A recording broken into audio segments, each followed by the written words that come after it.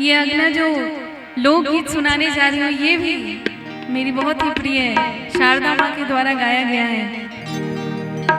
बेटी विवाह में इस गीत का बहुत महत्व है, इसीलिए अभी सुना रही हूँ। समदाउन कितने लोग जानते हैं बेटी विवाह में क्या है? हाथ उठा रही है काफी सारे लोग, और जो नहीं जानते हैं उनको भी जानना चाहिए। यहाँ बच्चे लोग भी हैं, अपनी संस्कृति से जुड़े हुए सारी बातें पता होनी चाहिए उन सारे लोगों को। समदाउन है जो बेटी की विदाई हो रही होती है तब गाते हैं। उनमें बहुत सारे इमोशंस होते हैं अपने घर से रिलेटेड कि वहाँ जाऊंगी तो ऐसा मिलेगा कि नहीं, ये प्यार, ये सम्मान, किसी चीज की जरूरत पड़ी तो क्या होगा।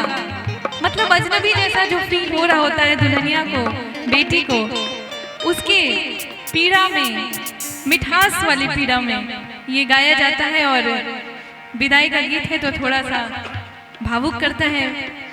इस क्षण को मैं इसी गीत के नाम करती हूँ। आइए।